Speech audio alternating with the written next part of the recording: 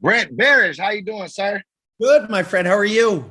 Very well. If I can be honest with you, I'm already maybe a little bit ahead of you. I'm definitely enjoying this Oh, bamboo right here. bubble gum, love Oh it. my God, it is very good. I'm getting a little bit of that vanilla taste under it, and I'm loving it. How are There's you no doing today, vanilla in sir? it. No There's no vanilla. vanilla. Isn't that crazy? What's the sweetness? It tastes like a. It's Talk got to me. Tell me. it's got tender love and care. TLC. Mm. It's got lots of different things going on, and that's what everyone who tastes it gets something different out of it. That's what I love about it. I definitely get the tender love and care in there. I can definitely tell you that for sure. Absolutely, man. I want to welcome you to the Half Baked Podcast. I am Cuzzin Dre, man, 106 KMEL. Let's just jump right into it, man. Tell me how you got your start. What made you jump into the spirits industry? From what I understand, your mom and dad may have been in it before you. Jump right in and talk to me. Long story short, my grandfather was a distributor in Madison, Wisconsin, in the liquor and beer space. My dad was 45 years at a liquor company called Jim Beam. I have three older brothers. All my father talked about at the dinner table was liquor. That's all. My earliest days was bringing alcohol to my teachers as gifts for the holidays when I was 6 years old, and my own kids did the same thing when they're six. So it's in the blood. However, I didn't start this thing until my mid 30s. I didn't know what the hell I wanted to do. I always wanted to do this space, but I never committed anything. And until I committed to this, my dreams didn't come true. How's that? Absolutely, absolutely. So, did you always know, even though, like you say, your parents were into it? Did you always know this was the path that you wanted to continue, or did it kind of just like, No, let me take a stab at it? Or no, I don't know. I like to think there's two types of people in the world. One who knows exactly what they want to do and they just go do it. You know, they want to yeah, be a yeah, yeah. singer. They want to be in theater. They want to, whatever it is. I fell into the second category, which is I had lots of ideas, Dre, just tons. And I Yeah. just never picked anything. And because I was always afraid of, is that the right one to jump after? But I always had ideas in the liquor space, always threw ideas out to my dad. He always shot them down. And I think that was part of the frustrating part too. Your parents, they want you to do something easier. There's something better, something easier. And I love this space, and I finally jumped in and started the company. I'm very transparent about it. The first 6 years just absolutely was horrifying. And the last 14 have been fantastic. Uh, Two questions, or one for sure. How do you overcome? Because I, similar to you, I've had like backlash from my parents as well on my dreams, right? Like what it is Yep. that I want to do. How do you say, not, the hell with what y'all saying? I know this is what it is, and and I'm gonna show you one day, and then like talk about that angle if Yeah. possible. I wish it was. I don't know. I think we all have our demons, and the Yeah. key to life is working through working through those demons. I think for me, it took a bunch of years to get over that idea of, I don't know, they were a crutch. He was a crutch. Like I was hoping to get value, but it Mm, wasn't there. mm. I don't know. It's something I've had to fight with every single day, and now I own it. That idea that you can't do it is a big freaking chip on my shoulder, and I want to prove everybody wrong. And every single, to give you an example, Dre, my brands, I own Bel Air, I own Bamboo, I own McQueen the Violet Fog, I own Vion, I had Ace of Spades, I still an owner of Douce. Every single one of those brands, the one thing they all have in common is everybody said it's not going to work. Wow. Everybody. Wow. So I'm used to that. And if anything, that just allows me to fight harder because I want to prove everybody wrong. So it's just owning that mentality of I can do this. I don't care. It took a while, but I'm all about that now. Man, that's crazy. Your story, inspirational out of this world. Like it's crazy to hear someone as successful as you, to hear that starting off, there was everybody told me no. Nobody believed in this but me and my crew. You know what I mean? Yeah, And, and and, and yeah, go it ahead. And that's why I like the being transparent about it, because I can't get motivated by someone else's success. I'll get motivated by their success if you tell me about how hard it was to get there, or how you failed, or how it didn't work, or wasn't your expectations, or this didn't, like, then I can relate to that, Dre. Like, then it's real. Yeah. And for me, it sucked. I made mistakes. Everything, I should say it differently. I've made tons of mistakes, but the beauty is I'm constantly learning. And I realized, gosh, mistakes are part of the process. As long as you learn from them and adapt, you're going to do better. That's the key is don't justify everything, rip it apart. And what didn't work, so I can figure out how to do it better. Let's talk about those mistakes, Brett. 3 Baca, right? That wasn't a success for you. Starting off, I kind of did a little research, right? Jay-Z, Ace of Spades was your baby, I hear, and you sold that to make room for what your future, what you've seen. Like, let's talk about the mistakes, and let's talk about taking a chance on selling Ace of Spades, and look at you now. You have all of these more brands, and Ace of Spades is still, like you say, I love Duce. Let's get that out the way, Brett. Here in Oakland, I'm from Oakland, California. We love Duce here. Trust me, send more my way. All right, we love it. Let's talk about your mistakes. Let's talk about 3 Baca. How did you learn from that mistake or whatever? Yeah. So if you asked me what's my most successful brand, I would say it's 3. That first brand, and it doesn't exist today. But I say that because 3 is the thing that allowed me to learn everything I know, everything I believe in today, every detail, every philosophy, every thought is based on that brand and mistakes I made. There was nothing wrong with the brand. Everything in life is about execution of an idea. You can, for me, it was the mistakes were everything from, I tell people, our brand Bel Air, the black bottle. This brand is now, Dre, the #1 champagne premium sparkling in the United States. We sell more bottles than Moet and Veuve. And I don't say that to boast. I say that because my first introduction to this brand, when I introduced to our distributor, they said, it's never going to work, Brett. It's never going to work. You're launching a rosé first. You shouldn't do it. You got to do a brut, which is the traditional. You put it in a black bottle. You can't see the liquid. You can't compete against brands like Moet and Veuve. It's not going to work. You know what? The earlier, younger Brett would have changed everything because someone told me I shouldn't do it this way. And that's part of learning is if you're going to do something, trust your instincts. If it's you, put yourself on the line. And that's what I try to do. So it's lots of mistakes being made, but learning from them, adapting from them. And it worked. It's worked on every single brand since. And then you bring up Ace. Ace was an amazing brand. I wish I still owned it, but to me, it's again, this idea of I got to climb up the ladder. And for me, it was, boy, I could have money for the first time. And you're talking to somebody who lost his home or stopped paying his taxes to put all his money back in the business. And it allowed me to do all these other brands that I have.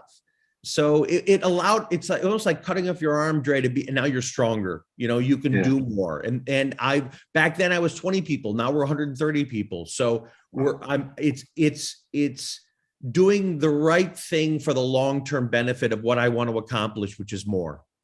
What does the word resilience mean to you, Brett? Because everything I hear from you, man, is like, they told me no and I showed their ass. They didn't believe and I showed them. My partners, they said the rosé is not going to work. You got to do the brute first, and you're breaking all the rules. What is that? Because that's what I get from you. When I talk to you so far, I'm hearing a man that's resilient. You can tell me no and I'm going to show your ass. Yeah, that's my fuel, and I've accepted it. Some people, brush it off. That's not important to me. I don't care. I do because I'm so used. Even today, I'm still getting no's. So it's like, come on, look what I've done. Look what I've achieved. But you still get it. But I use that as fuel. Everyone else should use that as fuel. Say the quiet part out loud. That this is it's the energy I need because I think my products are what's in the bottle is better than everyone else's. I know that it is. We wouldn't launch it unless it tastes better, it looked better, it had a better story. I know it is. So now my job is to build our army of convince other people, just like you coming on saying, geez, this bamboo is amazing. So First now time trying it, love it. Yeah. You're on board now. And it's about, yeah. I'm going against these giant companies who have billions of dollars of budgets, and I can't compete with them. I can't. So I got to do it my way. And as long as I'm organic to my way and it's true to me, then, and I have patience, and that's important, patience, I'll get there. I'll get there. Yeah. And I can tell you as a consumer, one thing that gets me right is the pricing. The pricing of the Bel Air when I go in the store, and like you say, in comparisons to a Moet or something, and the shit's great. It tastes great. The pricing is great. How are you able to, I don't know, is it set that pricing and be so competitive? Because me, I'm going on pricing and it tastes great. Yeah. How do you, It's to me, you just hit it on the head. You know, it's funny, on the more brands we launch, the more our trade tells us you should go more expensive. You could go higher. You could go higher in Bel Air. You could go higher in Bamboo. You could go higher in McQueen or Beyond. I don't want to. I want to give what you just said. I want to give the consumer the best product, and the image is premium as hell. But if I can give it to them at a price where, wow, this is great, I feel good about this, then it's a win-win for everybody. And I believe in that. You don't have to be crazy. The more expensive you are, the less I want it to be approachable. And that's the goal. I want it to be approachable. Brent, how do you decide your partners? Because the majority of your partners or brand ambassadors, they all come from the hip hop community. I noticed. You got Rick Ross, Lil Wayne, DJ Khaled, Jay-Z. How do you are you a part of the hip hop community, or is it like a cash grab? Like, no, they're going to sell that shit. Let me talk to you. You know what I mean? No, Dre, everything we do is, and it gets back to this word, is organic. Yes, sir. I believe in relationships. I believe in friendships. I want, when you get married, you don't marry the person you meet on the first day. You build up, a rapport. You want to know the negatives more than the positives, because I'm hoping it's always a long-term relationship, and that there's benefits on both sides. So whether it's, we've had great brand ambassadors, whether it was Post Malone or Maluma or G Herbo or Rick. It's having real relationships where we're not looking at it from, God, this guy's hot, or this guy has got this many followers. Post, I liked him. This was early on. I think this guy's cool. I get him. He loves what we're doing. Let's try to work together. And that's exactly what happened. So to me, I want to, the best way to put it is, I want to be around people when, if shit hits the fan and something happens bad in their life, I want to know I'm going to show up. And I'm hoping vice versa. That then both sides benefit. Yeah. Absolutely, man. Let's talk about your podcast. You have a podcast. Is it the Taste Better podcast, correct? Self-made. You're wearing the shirt, buddy. Self-made. This is the podcast. That's it. It's not. It wasn't meant to be. It's funny. It's fun because this started probably 4 years ago now. I started doing sit-down interviews with different people that I've met, who I respected, who have fame and success. But it gets back to, I wanted to hear the crap they went through to get there, not the success side, because you are, I know you're successful. Tell me, when Post Malone tells me everyone made fun of him in high school because he wore suits every day like his dad, or Nipsey is telling me, he learned the hard way in Compton. You just pop your trunk. I didn't know what the hell that meant. And that's what you got to. I used to just pop your trunk on the corner and start selling. And start selling it. Yeah. For me, it was my mom and I calling stores, and my brother calling retailers and saying, disguising our voice, excuse me, do you have Ace of Spades? I'd like to come in and buy it. Because I wanted them to hear the words. Right. I want to hear that side, and that's what this has turned into. And I get to talk to whether it's influencers or musicians or business people or comedians, they've all been through, they all have a story to tell, but tell it in a way that's going to motivate the next generation. Brett, has your gut feeling ever let you down? I get that you're a man of gut. You trust your instincts. Like I say, you're resilient. Have you ever like stepped out on your gut and said like, I'm going with this? And I mean, of course, not in regards to 3 vodka or whatever, just period. Have you ever just stepped out on your gut and failed at it? Every day, meaning, you know, my brother has told a quote that someone said about us, that our company is called Sovereign Brands. What will get you fired where else will get you hired by us. We want to try things, and I know we're going to make mistakes. The key is to learn from them. But at least you tried it and you see what works. So to me, you know, every day I'll try something, we'll do something. It didn't work out, so I'm going to adapt it, move on. That to me is building a business. And if the worst thing is, to me, what's worse than that is if you stick to that bad idea for the next year or two, you're screwed. And that's what a lot of people do. They hold on to, they're afraid to let go. I look at it as, you know, it's a saying I use. Sometimes not having a plan is a great plan. Expand on that. It means like, it means, I'll use my kids as an example. I have 6 kids. My son who's 8, my son who's 8 is amazing at math, and amazing at reading. He's a horrible drawer, horrible artist. My daughter is the opposite. She's a terrible, can't read, can't do math, but amazing artist. And what do you do as parents? You lean in on what they're good at. And you backfill on others, but you don't know that until you put them out in the world. And to me, that's you personally. That's a brand like Bel Air. You know, just put it out there and see what happens and learn from it. But if you had a big plan that you know this is going to be just nightclub business and that's it, and you're going to just hold truth to that and focus on that and put all your money, and the nightclub business isn't supporting you, you just wasted a year or 2 at that. To me, it's kind of learning through the process and you'll figure it out. So to me, it's being very open-minded. So we've got a plan, but it's very flexible and it's based on the consumer and what we're feeling and micromanaging it and seeing what turns out to work and what doesn't. Absolutely, Brett. When you do your tasting, right? Because you have to taste it before we taste it, right? Talk about the process of that? You know, like, no, this is too bitter, or how do you know, like, that's it? I'm assuming it's you. That's it? Like, that's the shit. That's the bamboo we're going to put on the market. Cuzzin Dre is going to love this shit. That's it. Bam, hold on. My son just came in. I'll use bamboo.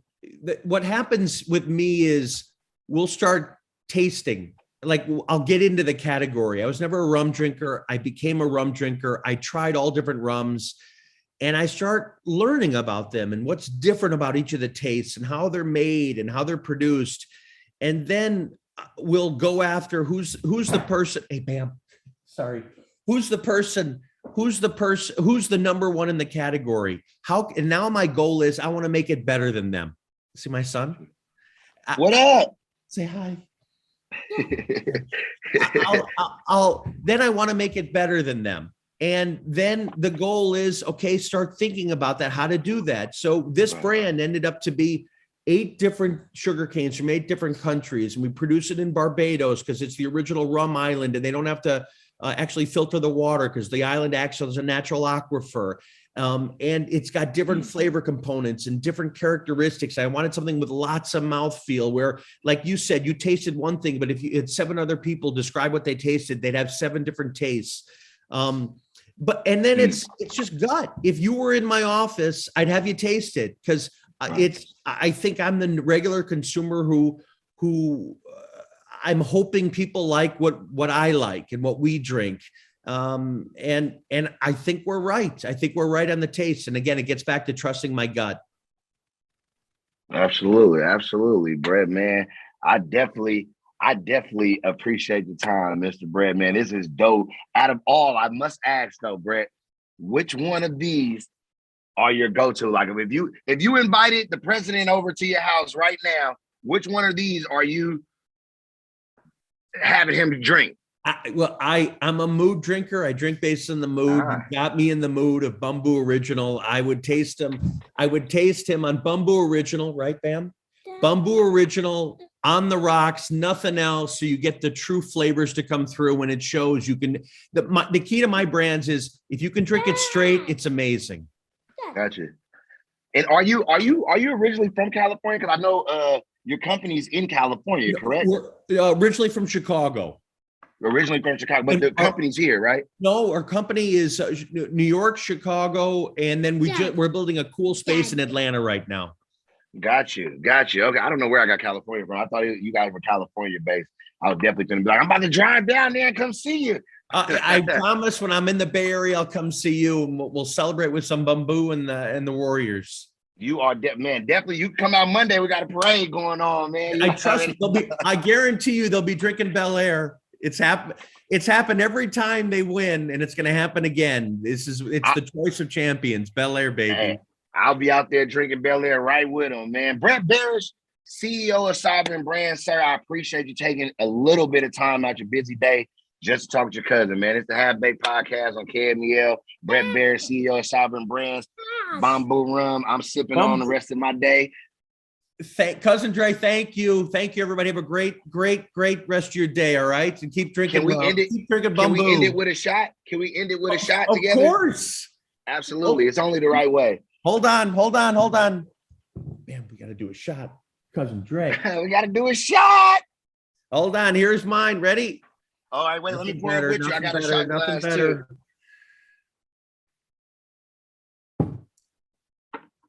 Cheers, my friend. Sir. Cheers to a much more successful company, man. Self-made. Yes, indeedy. You see, I'm wearing it, man. I love it. Own it. Half Baked Podcast. Peace. Too easy. Thank you so much, sir. Thanks, Dre. Thank you, everybody.